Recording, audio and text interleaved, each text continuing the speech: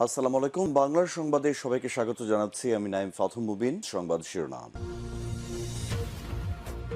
বাংলাদেশের সর্বশেষ গুরুত্বপূর্ণ আপডেট সংবাদে আপনাকে স্বাগত। শুরুতেই সংবাদ শিরোনাম, পরে বিস্তারিত। প্রথমেই জানাবো আমাদের হাতে থাকা সর্বশেষ গুরুত্বপূর্ণ সবথেকে তাজা আপডেট সংবাদ। সংসদে রুমিন ফারহানা বললেন, সারা দেশে প্রতিদিন 10 থেকে 12 ঘন্টা বিদ্যুৎ থাকে না। গ্রাম অঞ্চলে প্রতিদিন 10 থেকে 12 ঘন্টা বিদ্যুৎ থাকে না বলে জাতীয় সংসদে অভিযোগ করেছেন ব্রাহ্মণবাড়িয়া 2 আসনের স্বতন্ত্র সংসদ সদস্য রুমিন ফারহানা। আজ জাতীয় সংসদের দ্বিতীয় তথা প্রথম বাজেট অধিবেশনে সম্পূরক প্রশ্নে তিনি এসব কথা জানিয়েছেন। এরপর জানাবো 8.5 লক্ষ কোটি টাকার ছায়া বাজেট প্রকাশ করল এনসিপি। বর্তমান সরকারের অর্থনৈতিক নীতি এবং আসন্ন বাজেট পরিকল্পনা তীব্র সমালোচনা করে 2026-27 অর্থবছরের জন্য 8,52,157 কোটি টাকার একটি প্রকল্প বা ছায়া বাজেট ঘোষণা করেছে জাতীয় নাগরিক পার্টি এনসিপি। ছায়া বাজেট আসলে কি এবং এটি দিয়ে কি করা হয় সে সম্পর্কে খুবই গুরুত্বপূর্ণ সংবাদ জানাবো। বন্ধুরা, সঙ্গেই থাকুন। এদিকে রক্ষক যদি ভক্ষক হয় বাস্তবে কোনো সুফল দেখা যায় না বললেন চরমোনাই পীর।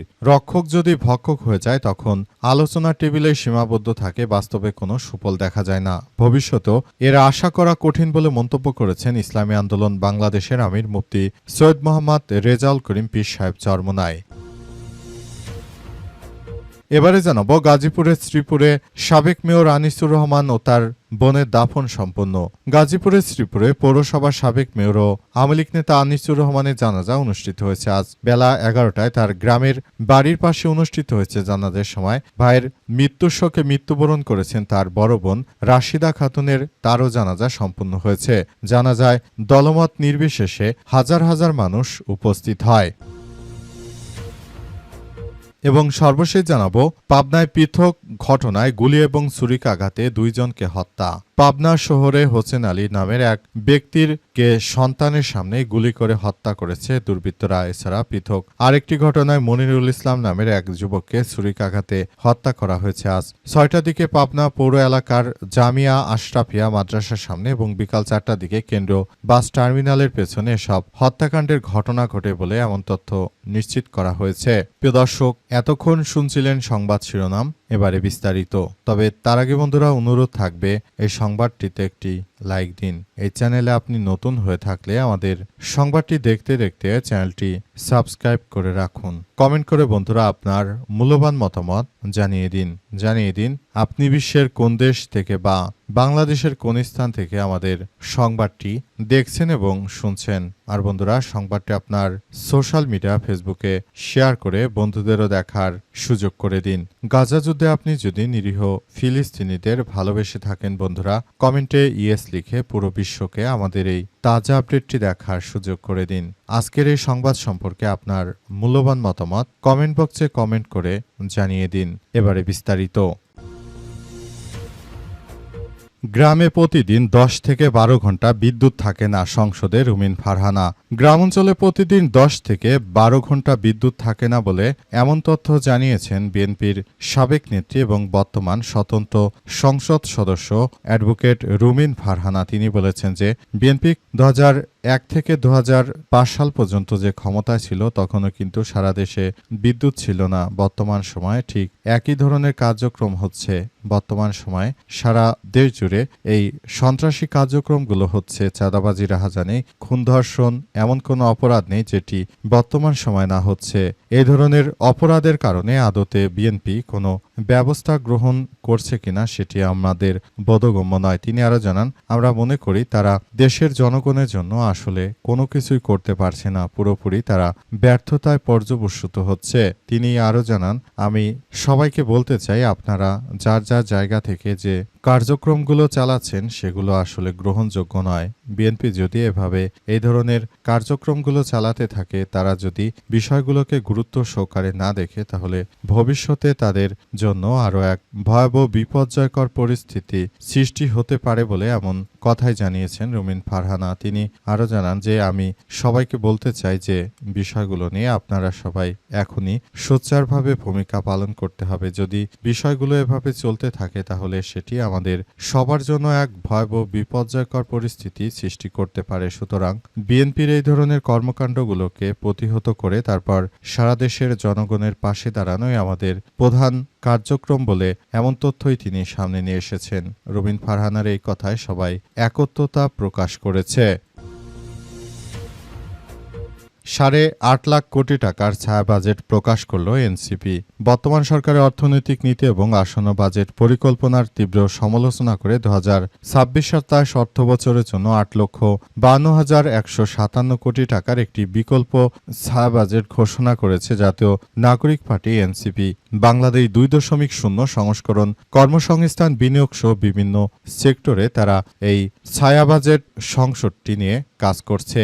অর্থাৎ যারা না বুঝেন, সহজ করে বলতে গেলে যে বিএনপি আসলে যেসব প্রকল্পগুলো হাতে নেবে এই বাজেটে, সেখানে কত টাকা তারা ব্যবহার করছে এবং কত টাকা হলে মূলত এটি পরিচালনা করা যেত সেটি মূলত আসলে করা হবে, এই বিষয়টি নিয়েই তারা একটি ছায়া বাজেট ঘোষণা করেছে এবং বর্তমান সময়ে এটি খুবই এক কার্যকরী পদক্ষেপ হিসেবে ধারণা করা হচ্ছে, কারণ এটির মাধ্যমে মূলত সারা বাংলাদেশের ব্যয় নিরূপণ করা সম্ভব হবে। সারা বাংলাদেশের যে ব্যয় এবং বাংলাদেশের কোন খাতে কত টাকা দরকার সেটি মূলত এই ছায়া বাজেট থেকেই আসলে বোঝা যাবে যে কোন খাতে তারা কত বেশি পরিমাণ টাকা লুটপাট করছে।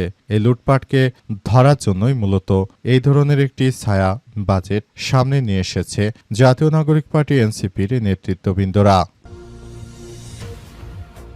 রক্ষক যদি ভক্ষক হয় বাস্তবে কোনো সুফল দেখা যাবে না বললেন চরমোনাই পীর। রক্ষক যদি ভক্ষক হয় কোনো আলোচনা টেবিলে সীমাবদ্ধ থাকে, বাস্তবে কোনো সুফল হবে না, ভবিষ্যতেও আশা করা কঠিন বলে মন্তব্য করেছেন ইসলামী আন্দোলন বাংলাদেশের মুফতি সৈয়দ রেজাউল করিম চরমোনাই। আজ রাজধানী ঢাকা রিপোর্টার্স ইউনিটিতে তিনি এসব কথা বলেছেন। দেশের জনগণের জন্য যে বাজেট তৈরি করা হয় সেটি যদি জনগণের দোরগোড়া পর্যন্ত না পৌঁছায় তবে প্রকৃত সুফল কখনোই পাওয়া যাবে না বলে তিনি মন্তব্য করেছেন। তিনি আরও জানান, সেজন্য আমি বলতে চাই যে রক্ষক যদি ভক্ষক হয় তাহলে কখনোই দেশে সুখ, শান্তি ও সমৃদ্ধি আসবে না বলে এমন তথ্যই তিনি উল্লেখ করেছেন। তিনি আরও জানিয়েছেন যে আমরা মনে করি বর্তমান সময়ে যে কার্যক্রমগুলো আমরা দেখভাল করছি এখান থেকে যদি বেরিয়ে না আসা যায়, যদি রাষ্ট্র ব্যবস্থা সংস্কার করা না যায় তাহলে ভবিষ্যতে বাংলাদেশের জন্য আরও দুর্ভাগ্য বয়ে আনবে বলে এমন তথ্য জানিয়েছেন তিনি আরও জানান, আমি সবাইকে বলতে চাই আপনারা যার যার জায়গা থেকে যে কোনো পরিস্থিতি মোকাবেলা করার জন্য সবকিছুকে বিসর্জন দিয়ে হলেও এখনকার এই কার্যক্রমগুলোর দিকে আপনারা সবাই যার যার জায়গা থেকে সজাগ দৃষ্টি রাখুন। যদি বিষয়গুলো নিয়ে আদত কারো জন্য যদি কোনো বড় ধরনের বিপর্যয়কর পরিস্থিতি না হয় দেশে, তার জন্যই আমরা মূলত এখন নতুন করে এক বিপর্যয়কর পরিস্থিতির মধ্যে না পড়ি, সেজন্য আমরা ইতিমধ্যেই বিষয়গুলোকে নিয়ে খুবই গুরুত্ব সহকারে দেখভাল করছি বলে জানিয়েছেন এবং আরও বলা হচ্ছে যে বর্তমান সময়ে সবার জন্য বিষয়গুলো খুবই গুরুত্ব সহকারে দেখা হচ্ছে। যারা মনে করে যে বর্তমান সময়ে এই সরকার দেশের জন্য, দেশের মানুষের জন্য অনেক কাজ করছে, তারা আসলে মুনাফিকি করছে, কারণ সরকার যে কয়দিন ধরে ক্ষমতায় এসেছে তাদের কর্মকাণ্ডে আমরা এখন পর্যন্ত সন্তুষ্ট হতে পারিনি বলে এমন কথাই মনে করেন তারা। গাজীপুরের শ্রীপুরে সাবেক মেয়র আনিসুর রহমান ও তার বোনের দাফন সম্পন্ন। গাজীপুরের শ্রীপুর পৌরসভার সাবেক মেয়র ও আওয়ামী লীগের নেতা আনিসুর রহমানের জানাজা অনুষ্ঠিত হয়েছে আজ দুপুরবেলা মাতখলা গ্রামে তার বাড়ির পাশে অনুষ্ঠিত হয়েছে। একই সময় ভাইয়ের শোকে মৃত্যুবরণ করা তার বড় বোন রাশিদা খাতুনের জানাজা অনুষ্ঠিত হয়েছে। জানাজার দলমত নির্বিশেষে বিপুল পরিমাণ লোক উপস্থিত হয়। এদিন সকাল থেকে আশপাশের বিভিন্ন এলাকা থেকে মানুষজন সেখানে দলে দলে আসতে শুরু করেছে। তারা এই আওয়ামী লীগ নেতার বিভিন্ন বিষয় তুলে ধরে তার অনেক প্রশংসা করতে থাকেন। তিনি ক্ষমতায় থাকতে তার এলাকার মানুষ আসলে কিভাবে সুফল পেয়েছে সেসব বিষয় সবাই তুলে ধরতে থাকেন। তবে বিষয়গুলো খুবই গুরুত্ব সহকারে দেখা হচ্ছে। তার মতো এমন একজন নেতৃত্ববৃন্দর মৃত্যুতে আওয়ামী লীগ গাজীপুরের মতো একটি গুরুত্বপূর্ণ জায়গায় অনেকটা পিছিয়ে গেল। গাজীপুরের মতো জায়গায় যেখানে আওয়ামী লীগের সব সময় প্রভাব ছিল, কিন্তু এখন দেখা যাচ্ছে যে আওয়ামী লীগের বর্ষিয়ান নেতাগুলো মারা যাওয়ার কারণে, আওয়ামী লীগের প্রভাবশালী নেতৃত্ববৃন্দ মারা যাওয়ার কারণে মূলত এসব জায়গাগুলোতে এক শ্রেণীর ভ্যাকুয়ামের সৃষ্টি হয়েছে। আর এই ভ্যাকুয়ামের কারণে মূলত বিষয়গুলোকে খুবই গুরুত্ব সহকারে দেখা হচ্ছে যে আওয়ামী লীগ আদতে ভবিষ্যতে এসব ভ্যাকুয়াম স্থানগুলো তারা পূরণ করতে পারবে কিনা, কিংবা ভবিষ্যতে তারা এমন কিছু করতে পারবে কিনা দলের জন্য যেটা তাদের অনেক বেশি প্রয়োজন ছিল।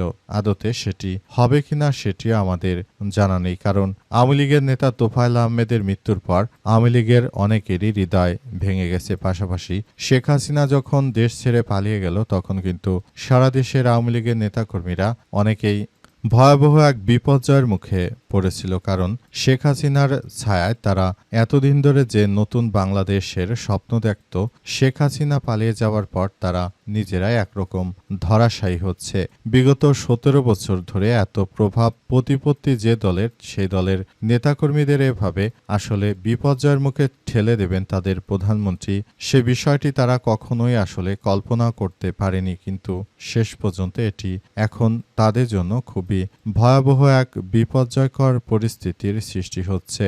সুতরাং এসব বিষয়গুলোকে খুবই গুরুত্ব দিয়ে দেখা হচ্ছে।